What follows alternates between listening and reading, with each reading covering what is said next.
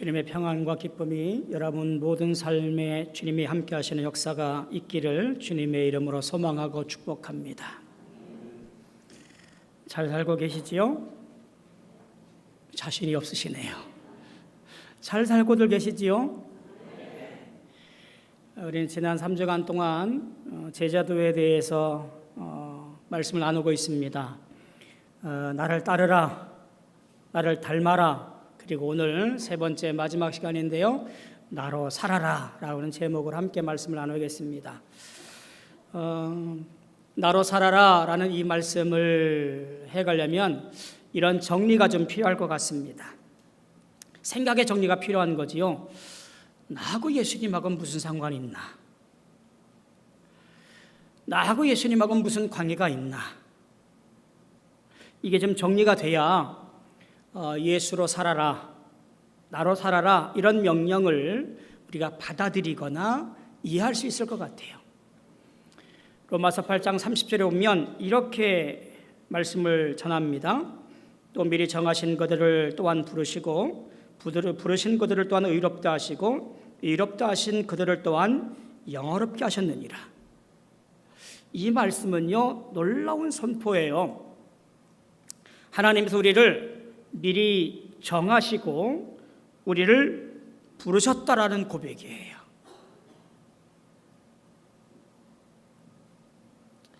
그래서 우리가 이 부르심에 응답하게 되어진 거지요.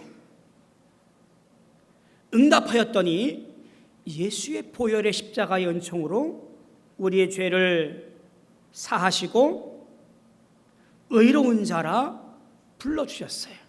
우리 죄를 덮어주신 거지요. 그리고 그들을 영화롭게 하시는 은혜와 은총이 영화로운 삶을 위해서 살아가도록 하셨다라는 거지요. 자녀 사무사, 영원한 후사로 삼으시는 사건, 이것을 은혜라고 부르기도 합니다. 이런 역사가 이미 우리에게 있어진 거지요. 따라서 우리는 이 놀라운 은혜 가운데 오늘 주님과 나의 관계가, 하나님과 나의 관계가, 성령과 나의 관계가 그러하니 그의 합당한 삶을 살아가는 것이 당연한 것이라는 이야기입니다. 여러분, 여기 오늘 왜 나오셔서 이 무더운 여름날 집에서 편안한 옷 입고 TV 보면서 다리 쭉 뻗고 있으면 좋을 텐데 왜 나와 계신가요? 무슨 동사무소 교양 강좌 나오신 거 아니지요? 지나가다가 친구가 야, 한번 들어가 보자 좋은 말씀하신데 뭐 이래서 나오신 거 아니지요? 오늘 우리가 교회에 나온 것은 주님께 예배하기 위함입니다. 나를 사랑하사 나를 부르신 그 하나님의 은혜에 감격하여 감사와 찬송으로 영광 돌리고 거룩한 삶을 살겠다라고 결단하는 거룩한 시간, 그 예배 자리에 참석하기 위해서 이 자리에 나온 거지요. 그냥 그럭저럭 시간을 허비하는 것이 아니라 귀하고 소중한 시간, 나를 살리신 예수의 은혜를 기억하고 오늘도 주 앞에 나와 영광 돌리고 내 모든 삶을 주 앞에 드리겠습니다라고 결단하는, 그래서 마침내 예수로 사는 삶을 완성해 가기로 그렇게 결단하는 시간들이 지금 오늘 우리 예배의 시간입니다. 우리 신앙의 목적지와 같은 말씀을 오늘 말씀에서 발견하게 되어집니다. 이런 겁니다. 이제는 내가 산 것이 아니요 내 안에 그리스도께서 사신 것이라. 예수님 말씀을 빌리자면 네가 내 안에, 내가 내 안에 있는 것이다. 그래야 열매를 맺는다라고 말씀하신 주님의 말씀과 일맥상통하는 이 얘기입니다. 이제는 내가 산 것이 아니요 내 안에 그리스도께서 사신 것이라. 신앙 고백뿐만이 아니라 내 존재의 근본이 다 바뀌었습니다 라고 하는 바울 사도의 고백이고요, 오늘 우리가 신앙을 따라 고백하는 우리가 마찬가지로 고백하고 주 앞에 노래해야 할 말씀, 내 안에 사는 것은 내가 아니고요 예수님입니다 라고 하는 거예요. 오늘 이 한 구절의 말씀을 잘 기억하고 함께 말씀을 이어가도록 하겠습니다. 갈라디아서 2장은 이런 말씀들이에요. 예루살렘과 사도들의 관계, 혹은 바울 사도가 안디옥에서 베드로하고 충돌을 좀 일으켜요. 그런 어떤 신학적인 관계라든가 이런 것들을 정리해가는 부분들입니다. 그래서 복음의 진리를 잘 수호하기 위해서 어떤 사도적 권위나 신학적 입장을 설명해 드러내는 갈라디아서에서는 중요한 말씀이 2장에서 있다라고 보아도 됩니다. 두 부분으로 나눠서 볼 수가 있는데요. 1절부터 10절까지 보면 바울 사도가 예루살렘으로 옵니다. 이방 선교를 위해서 14년 동안 선교 여행을 하다가 14년 만에 예루살렘을 방문해요. 물론 하나님의 계시도 있었습니다만 이곳에서 예루살렘 교회의 큰 기둥들이 있잖아요. 야고보라든가 베드로, 게바라든가 혹은 요한 등등등 이들에게 이방인에 대한 복음을 확인하기 위해서, 인정받기 위해서, 사도의 권위를 인정받기 위해서 예루살렘 회의에 오게 되어져요. 물론 이것은 사도행전 15장 말씀과 연결되어진 것을 같이 보게 되어지면 아마 쉽게 이해가 되어지고요. 유대주의자들의 율법으로만, 율법과 동일하게 여겼던 모든 것들이 좀 정리가 될 것 같다는 생각이 듭니다. 또 하나의 사건이 있지요. 안디옥 사건이에요. 11절부터 14절까지 이어지는 말씀인데요. 바울하고 베드로하고 충돌을 일으켜요. 한마디로 싸웠다는 얘기예요. 예루살렘에서의 화해와 복음의 대화를 치른 이후에 베드로가 안디옥으로 방문합니다. 초기에는 베드로가 이방인들과 같이 식사하는 것에 대해서 거리낌이 없습니다. 잘 어울려서 식사하다가 어떤 일이 생기냐면 예루살렘에서 찾아온 몇몇 유대인들 때문에 그들을 의식해서 행동을 바꿔요. 유대인의 결례를 따라서 손을 씻는다든가 이방인을 멀리한다든가 이렇게 태도를 바꿔요. 이 위선적인 행동을 하는 것을 보게 되어지고요. 그리고 자기와 함께 전도 여행했던 바나바도 마찬가지로 그거에 휩쓸려요. 바울이 이를 공개적으로 베드로를 책망합니다. 복음의 진리를 위협하는 위선적인 행동이다라고 그를 엄하게 꾸짖어요. 이렇게 꾸짖습니다. 네가 유대인으로서 이방인을 따르면서 어찌하여 이방인을 유대인처럼 살라고 강요하느냐? 바울의 말은 율법과 복음에 대한 깊은 어떤 신학적 논쟁을 드러내고 있는 장면이라고 보여지지요.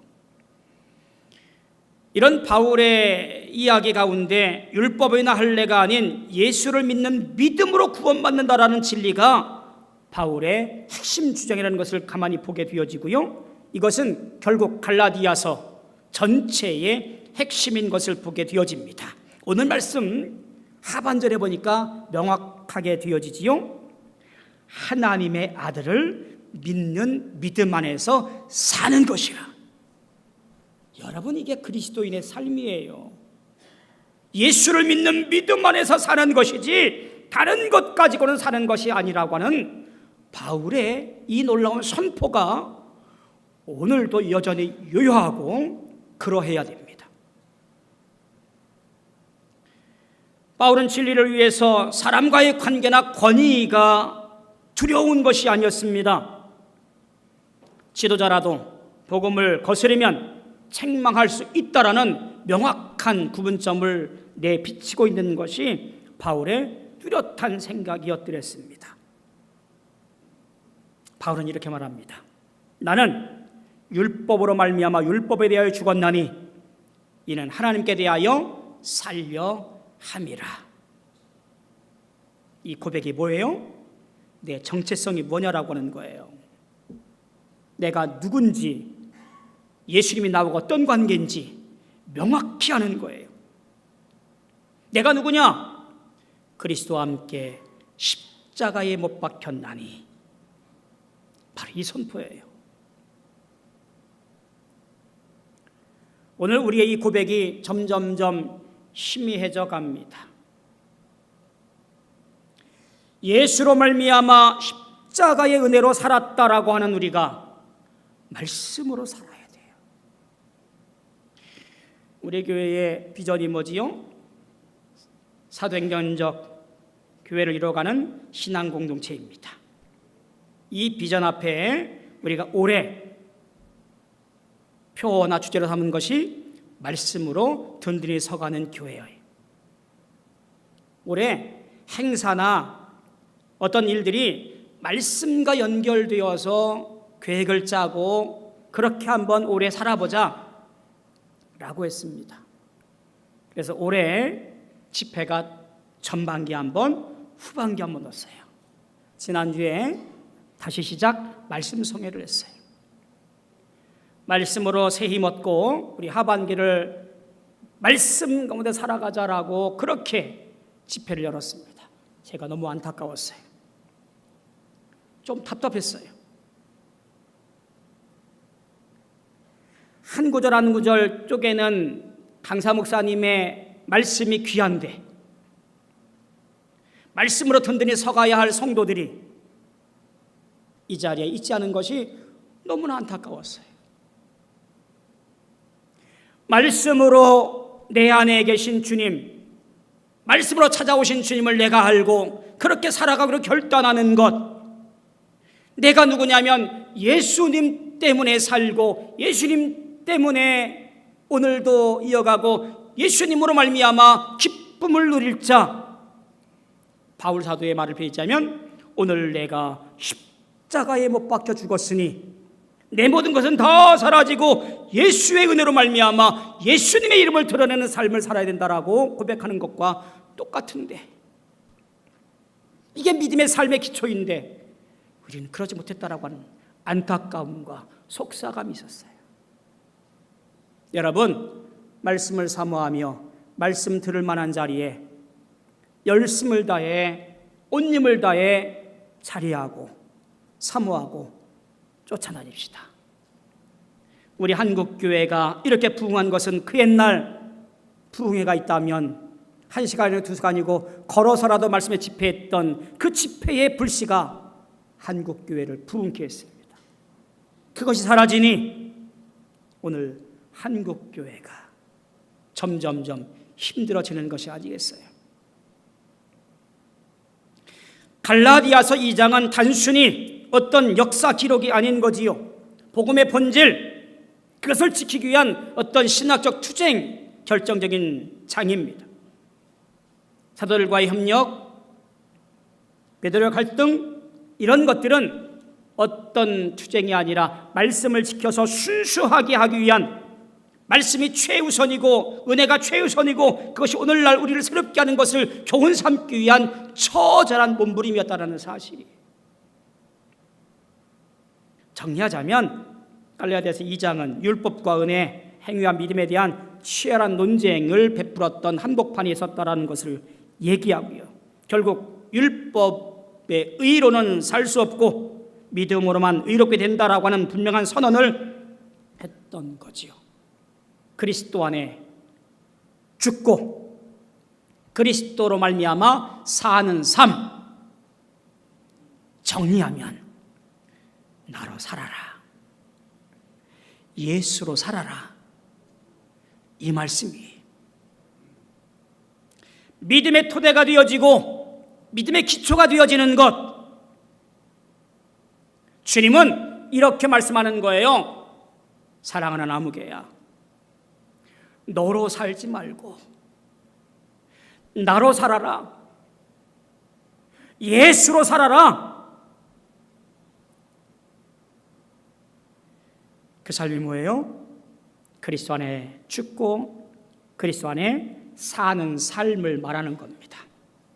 자, 오늘 이 이야기를 좀 세분해서 얘기하도록 하겠습니다. 그러면 예수로 살아가는 삶이 도대체 뭐냐라고 되묻을 수가 있겠지요. 첫째 이런 겁니다. 그리스도 안에서 죽는다고 하는 것이 무슨 얘기일까요? 내가 그리스도와 함께 십자가에 못 박혔나니. 비유적인 표현 같습니다만 비유적인 표현이 전혀 아닙니다. 바울에게 있어서 죽음이라는 것이 무엇이냐면 실제적인 사건이 우리가 말하는 자기 부인, 예수님 말씀처럼 자기를 부인하고 자기 십자가로 지고 나를 따르라 했던 그 선언과 똑같습니다. 옛날에 나는 십자가에 다 못 박힌 거예요. 인간의 죄된 본성과 내 습성, 자기 중심적인 삶, 이 모든 것들을 어디에? 예수님 죽으실 때 그 십자가에 못 박아 없애버린 거예요. 이 죽음이 회심의 순간 시작되어서 성화의 여정 가운데 우리는 매일같이 내 중심성, 내 고집, 내 주장, 내 뜻들을 부인하며 살아가는 거지요. 웨슬리는 이것을 이렇게 표현합니다.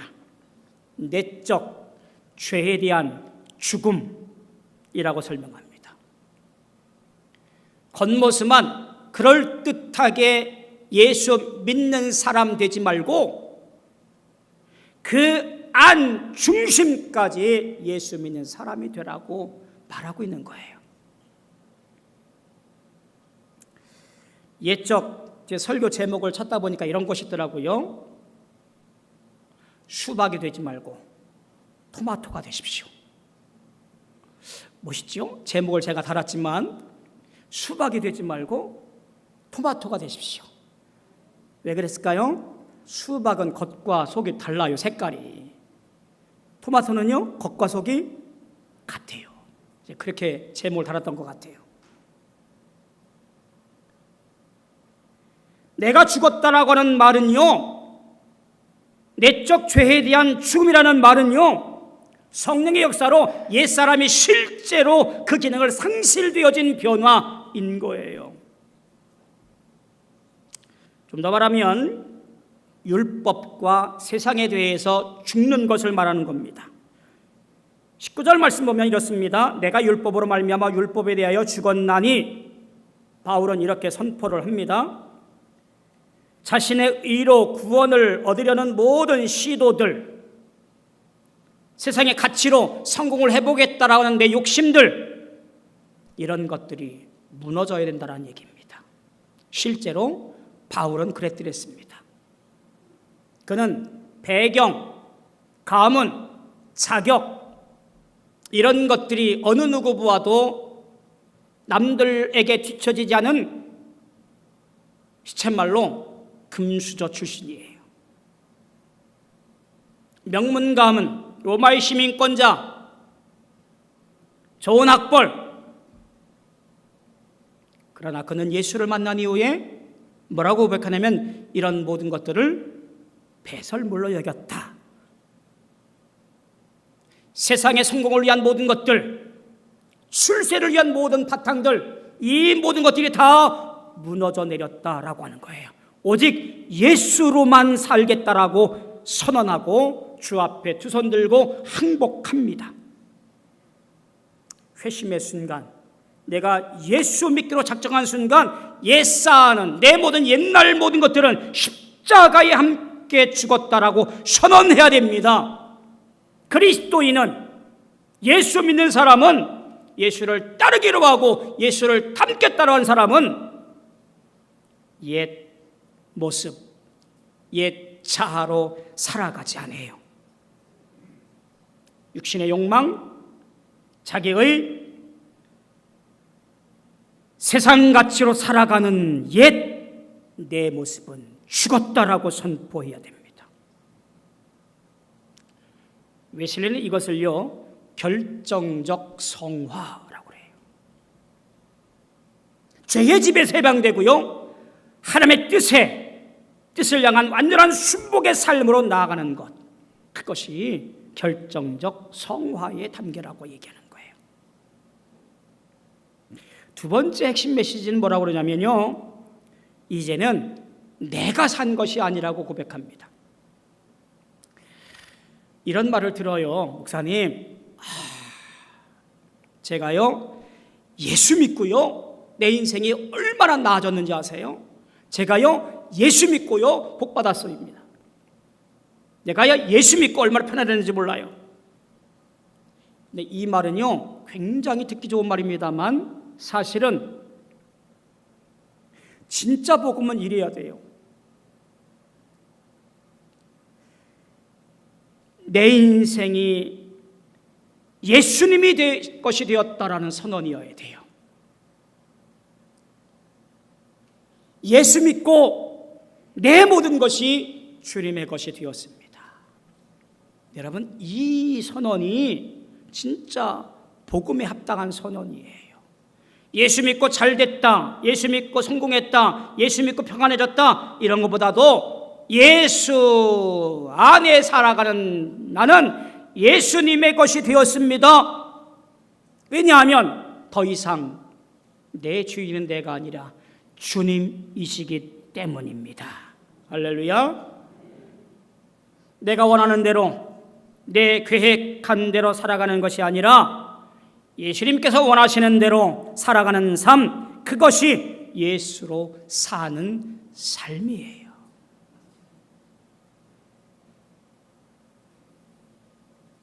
그래서 이렇게 고백하는 거예요.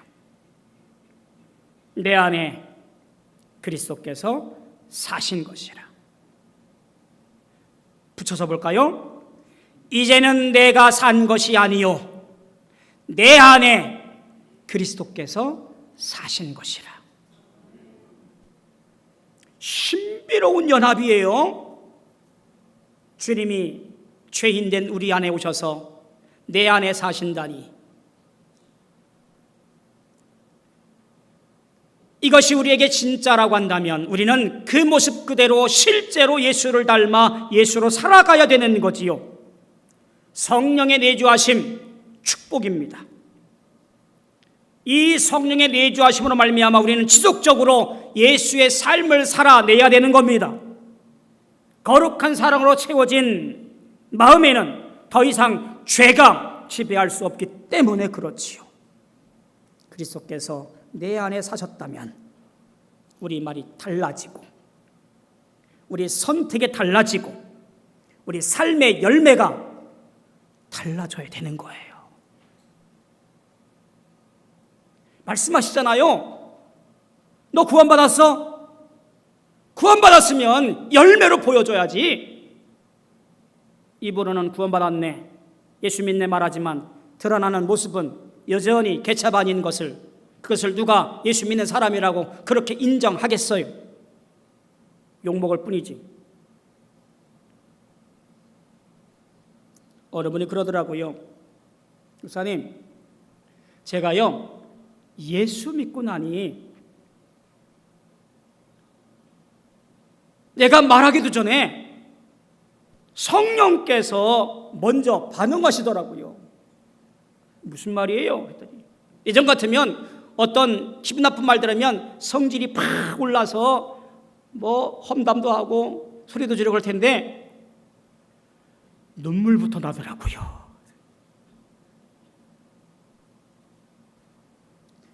이게 바로 예수로 사는 삶입니다. 내가 사는 것 같지만 예수님께서 내 삶을 통하여 살아내시는 것, 그러니까 이제 내가 사는 것이 아니요 오직 내 안에 그리스도께서 사신다라고 고백하고 표현하는 거예요. 예수의 생명으로 살아가는 존재가 되었다라고 고백하는 거지요. 오늘 이 고백이 바울의 고백만이 아니라 우리 모든 성도들의 고백, 진정한 제자들의 고백이 되어지기를 축복합니다. 이제 우리는 새로운 정체성을 가지고 있습니다. 자기로 살아가는 것이 아니라 그리스도의 몸, 하나님의 자녀, 성령의 전으로 살아갑니다. 도덕적인 변화를 말하는 것이 아니에요. 아하, 그 사람 참 선하게 사네, 법 없이 살 사람이네, 이런 거 말하는 거 아닙니다. 내가 존재론적으로 변화된 거예요. 우리는 이것을요 새로 태어남 혹은 중생, 거듭남이라고 말하잖아요. 순간적인 변화를 말하는 것이 아니에요. 그 이후에 끊임없이 예수를 닮아가는 삶을 살아내는 것을 말하는 겁니다.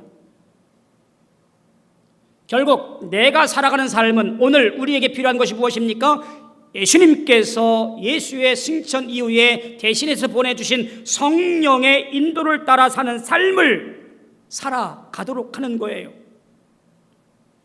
갈라디아서 5장 25절에 보면 우리가 성령으로 살면 또한 성령으로 행할지니, 매일의 선택과 행동 속에서 예수님이라면 어떻게 하셨을까? 이런 질문들이 떠올라야 돼요. 내 승질대로 욱해서 그렇게 행동하는 것이 아니라 예수님이라면, 성령이라면 어떻게 인도하고 어떻게 행동하셨을까? 이런 고민들을 해가며 믿음의 길을 걸어가기로 결단하는 것이 제자의 삶, 예수 믿는 사람의 삶이라 그런 거예요. 바울은 이제 이렇게 고백합니다. 내가 이제 육체 가운데 사는 것은 나를 사랑하사 자기의 몸을 버리신 하나님의 아들을 믿는 믿음 안에서 사는 것이라고 말합니다. 그리스도로 사는 삶은 사랑으로 살아가는 삶이지요. 웨슬리는 이것을 사랑으로 일하는 믿음이라고 강조해드렸습니다. 내가 오늘 살아가는 것은 그 믿음 안에서 오늘 살아가는 거지요. 이것은 추상적인 개념이 아니라고 하는 거예요. 어떤 전설적인 이야기, 특별한 사람의 꿈 같은 이야기가 아닙니다. 이렇게 실천되기를 소망합니다. 가정에서 예수의 사랑과 인내로 부모 역할 잘 감당하세요. 자녀 역할 또한 잘 감당하세요. 직장에서 섬김과 정직으로 예수의 가치를 드러내십시오. 사업장에서 좌우를 속이지 아니하고 그리스도인의 정직을 나타내며 사십시오. 교회에서 서로 용납하고 함께 믿음으로 살아며 예수의 몸된 교회를 세워가십시오. 우리 삶의 모든 곳에서 성령에 이끌려 예수를 드러내 보이던 그 모든 것이 예수로 사는 삶이에요. 쉽게 말해서 주일에만 예수 믿는 것이 아니라 주일을 비롯해서 월요일부터 토요일까지 매일매일 어디에서든 예수로 사는 사람이어야 합니다. 말씀을 정리합니다. 사랑하는 성도 여러분, 우리는 예수를 따랐고요, 예수를 닮았고요, 이제 예수로 살아야 됩니다. 신앙의 경지가 점점점 주님이 기뻐하시는 것이 되어져야 됩니다. 내 안에 하나님께서 사시는 삶, 내 안에 그리스도께서 사시는 삶, 이것이 참된 제자도요 성화의 열매이며 하나님 나라의 증인된 모습입니다. 우리의 결단과 고백은 너무나 단순하고 간단합니다. 주님, 이제 제 삶은 제 것이 아닙니다. 주님이 사십시오. 주님이 제 말, 제 시간, 제 결정 속에 사십시오. 이 고백이 우리 삶 속에서 반복되어질 때 더 이상 예수를 믿는 자로만 머물지 아니하고 예수로 사는 사람, 그리스도의 편지, 세상의 빛과 소금이 되어질 겁니다. 예수를 따르라. 나의 길이 되신 예수를 따르는 겁니다. 예수를 닮아라. 나의 성품 되신 예수님을 닮는 거예요. 예수로 살아라. 나의 생명 되신 예수로 세상에서 빛과 소금이 되고 제자 되는 삶입니다. 이 길을 걷는 자들이 참된 감리교회의 제자입니다. 웨슬리가 외쳤던 한마디를 소개하며 말씀을 맺습니다. 세상을 변화시키기 원하는가? 그러면 하나님께서 너를 변화시켜달라고 기도하라. 예수로 사는 삶에 승리하시는 우리 모든 성도들이 되어지기를 주님의 이름으로 소망하고 축복합니다. 기도하겠습니다.